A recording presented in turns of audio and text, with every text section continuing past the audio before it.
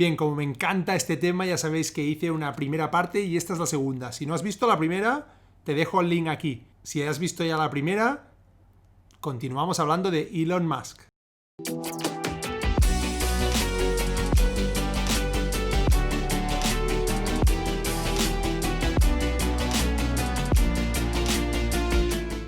Bien, en el periodo en el que SpaceX ya tenía unos años,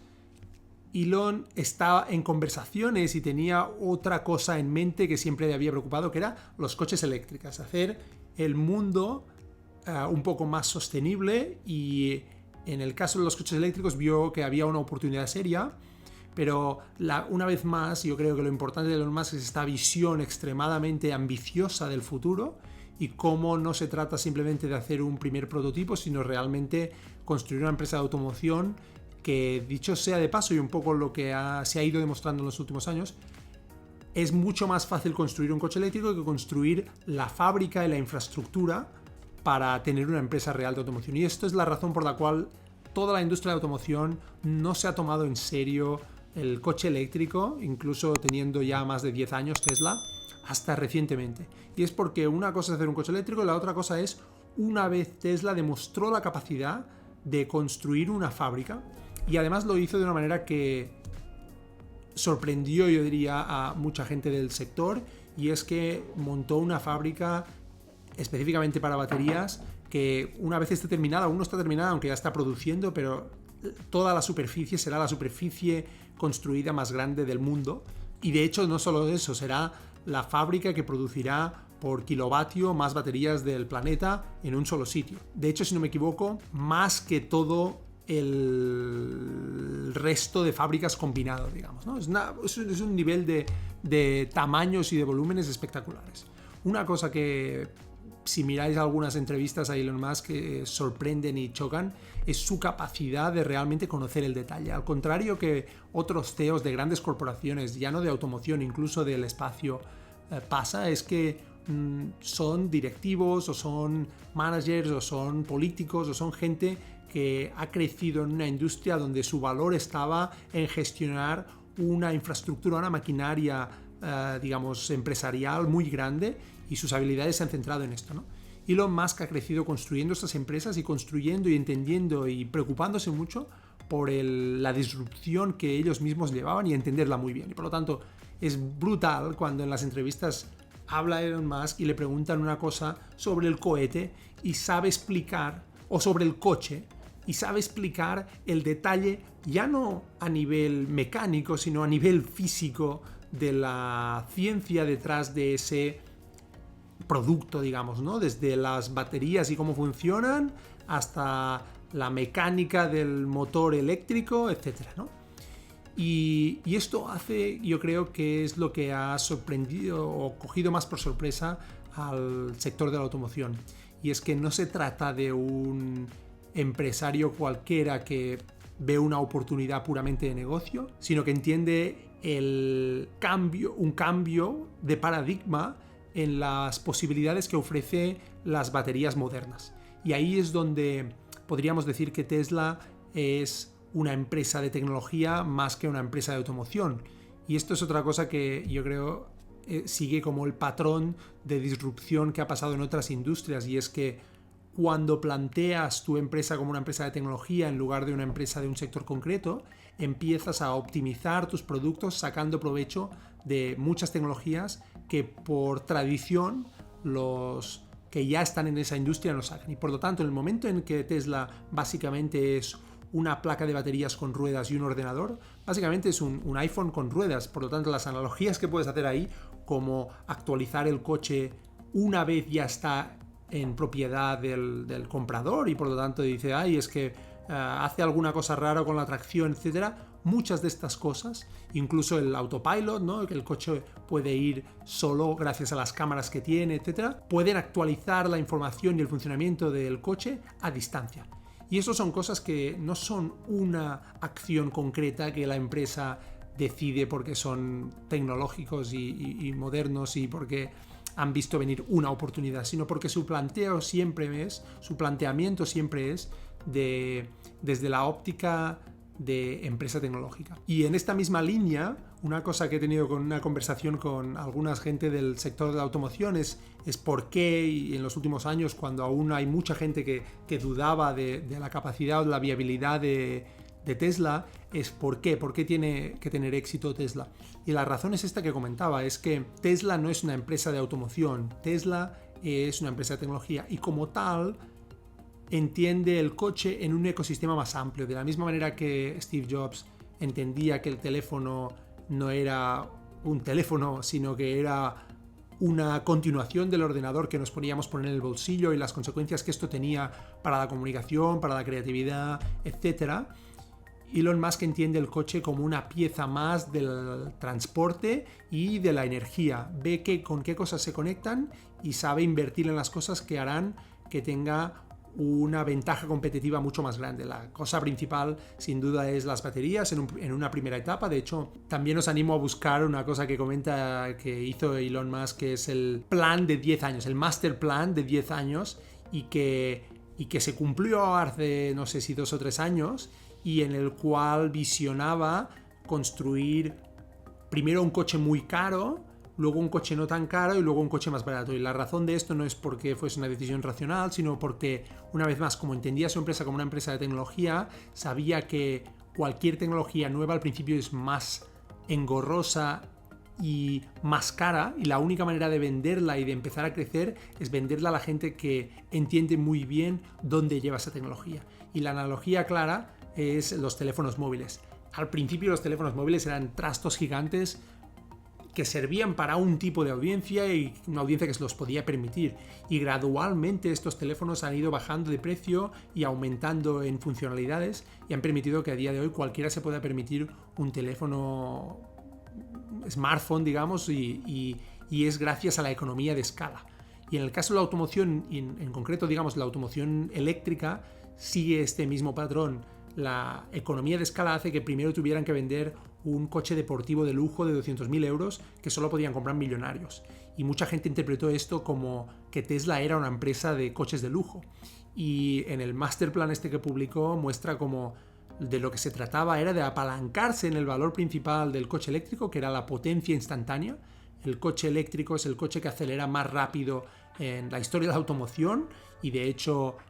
está, digamos, superando a... De hecho, el coche que han presentado, el nuevo Roadster, es el coche que acelera más rápido literalmente de cualquier coche, superando a todos los coches de lujo que valen 2 millones de euros, tipo Byron y cosas de estos. De hecho, una de las cosas que pasó también en esta línea con Tesla en los últimos años es esto, cuando la gente se sorprendía de pronto que un Model S, que es el primer, digamos, coche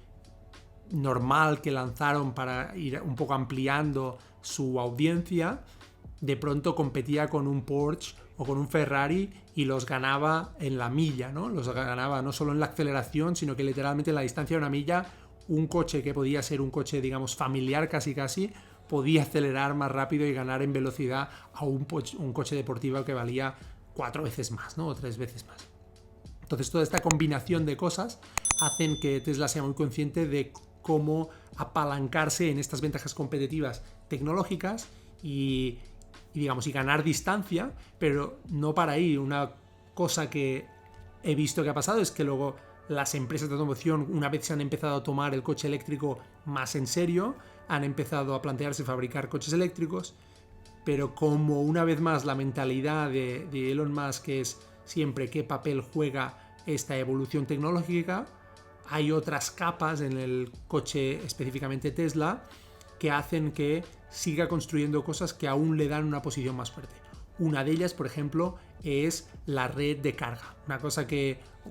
cualquier otra persona hubiese pensado que sería una locura es que para que el coche eléctrico tiene sentido tienes que tener estaciones de carga. Y alguien puede pensar, bueno, yo haré un coche eléctrico y si tiene éxito luego la gente construirá estaciones de carga porque la gente comprará mi visión, ¿no? Y Elon Musk no quiso jugársela y se la jugó, digamos, de otra manera y literalmente se puso a construir una red de carga que hoy en día está muy extendida por todo el mundo. De hecho, en Europa, en Estados Unidos, puedes hacer viajes de larga distancia y tienes que calcular, el coche te indica cuándo tendrás que parar y en qué estación de carga debes parar y te lleva a ella si quieres. pero realmente era una apuesta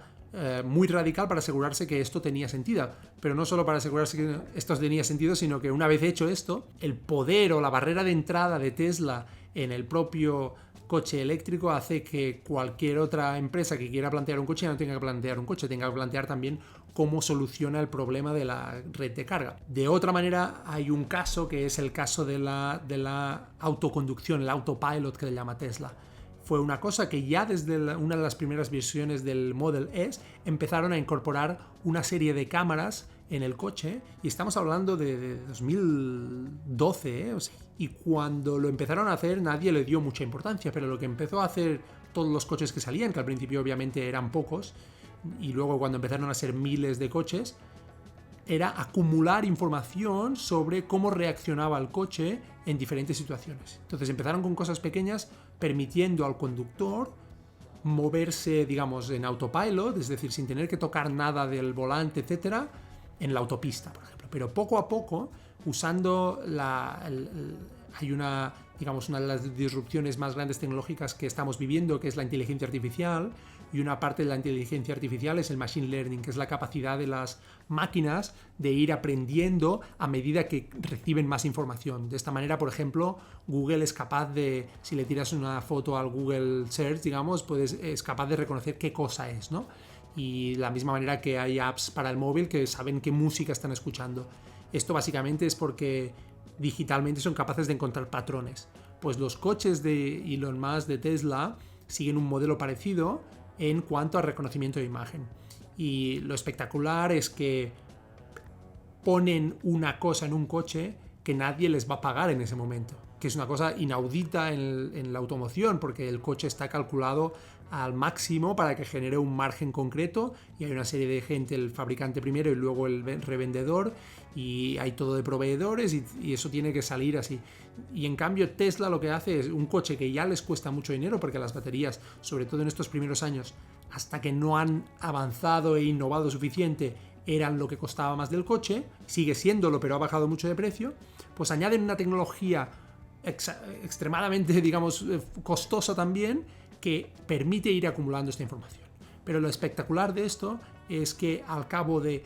pocos años, Tesla es la única empresa que tiene miles de coches en la carretera que acumulan cada día, cada hora, cada minuto cantidades ingentes de información visual sobre cómo el coche se comporta en millones de situaciones. Ya no nieve, asfalto, tierra, etcétera, sino qué es este objeto, es una vaca, una bici, esto es un señal, esto es un cono, y por lo tanto el coche, de la misma manera que nuestro teléfono, se va actualizando, el software se va actualizando y mejorando a medida que todos los coches Tesla aprenden de cada uno de ellos. Por lo tanto,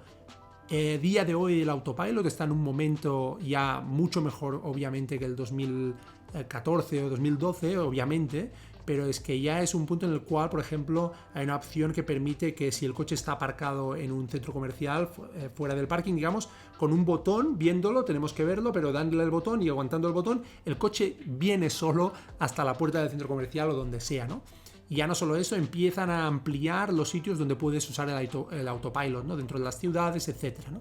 Bien, me ha alargado muchísimo y porque me apasiona, como podéis entender y ver. He hablado sobre todo de SpaceX y he hablado mucho de Tesla. No me da tiempo ni de broma de hablar de otras empresas, pero tampoco están en el libro, porque este libro, cuando se terminó, algunas de las empresas que luego ha fundado Elon Musk aún eran muy desconocidas, pero las mencionaré muy rápidamente para tener una idea de lo que este hombre está llegando a hacer. En primer lugar, por lo tanto, disruptiendo la manera como se envían cosas en el espacio y abriendo un mercado nuevo que no existía.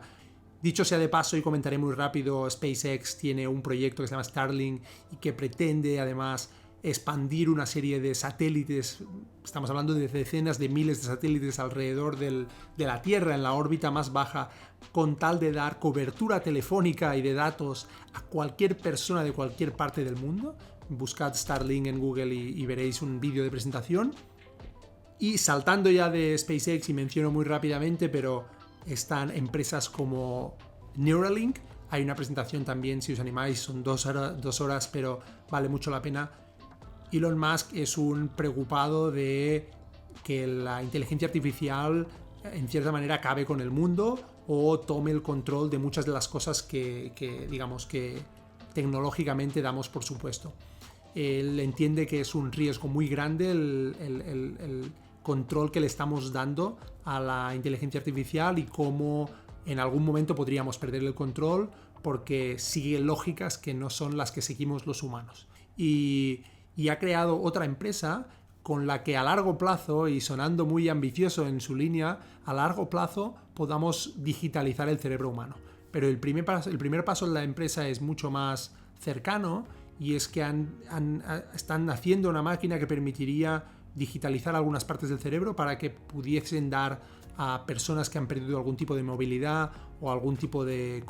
incluso extremidad, etcétera, control sobre extremidades robóticas, o recuperar incluso la movilidad en partes que por alguna razón se ha perdido la conexión entre el cerebro y esa extremidad, ¿no? Se llama Neuralink y básicamente es un robot que han diseñado que hace una operación milimétrica, la tiene que hacer un robot porque es tan milimétrico que no lo podría hacer un cirujano, y hace un agujero con un láser en el cráneo e instala una serie de hilitos que son más delgados, 10 veces más finos que un pelo humano, y los pasa entre cada una de las conexiones neuronales y lo saca, y esto hace una conexión con una especie de Bluetooth al teléfono, y esto a controlar las extremidades o lo que sea, ¿no? Y lo espectacular de esto es que si va bien y evoluciona, podría acabar esto, digitalizando el cerebro y haciendo extensiones, digamos, de la inteligencia artificial hasta el punto que pudiésemos controlar cosas tecnológicas con nuestro propio pensamiento. Suena muy ciencia ficción, pero realmente también sonaba ciencia ficción los aviones, el móvil y muchas otras cosas que se han convertido en normalidad gracias al avance, digamos, exponencial de la tecnología, ¿no? Por último, también mencionar Boring Company, que es una empresa más parecida, podríamos decir, a Tesla, y que lo que intenta y lo que se da cuenta es de que la manera como nos transportamos es muy poco eficiente, y que una manera de abrir nuevas vías podría ser hacer agujeros, túneles, ¿no? Y cuando Elon Musk empieza a mirar un problema, lo hace siempre desmontando, yo diría, todas las piezas que lo conforman e intentando ver qué se puede optimizar. Una mentalidad extremadamente de ingeniero, diría, y además con su background también como físico, digamos, como estudió física, pues lo lleva a un nivel aún más de detalle, más de fondo del propio problema. Y en el caso de Boring Company vio claro que las máquinas o la industria de los agujeros, digamos, de las empresas que hacen los túneles, estaba por optimizar muchísimo, y empezaron a construir un prototipo de máquina con una batería eléctrica, obviamente, que optimizaba todos los aspectos de las máquinas existentes. No solo era más potente, era como no hacía humo, podía ir tirando, haciendo túneles sin tener que hacer tubos ni nada, ni hacer instalación. Tenía robótica, digamos, que hacía refuerzos al propio túnel. La hicieron más pequeña para reducir, digamos, el coste, y al mismo tiempo sabiendo que estaría limitado a coches. Y lo que está haciendo esta empresa, y si buscáis también en YouTube, es propone que acabemos haciendo túneles, porque dice que la verdad es que realmente los túneles son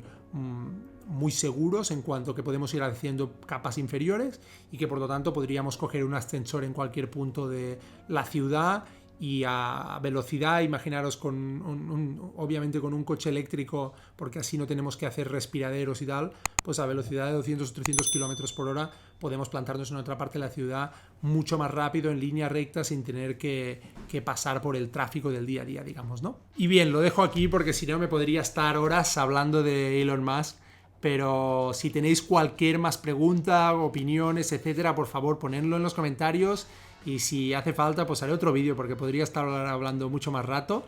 y me encantará saberlo. Bien, no olvidéis de suscribiros al canal. Si os gusta el libro y os planteáis comprarlo, pongo mi propio link y nos vemos en el próximo.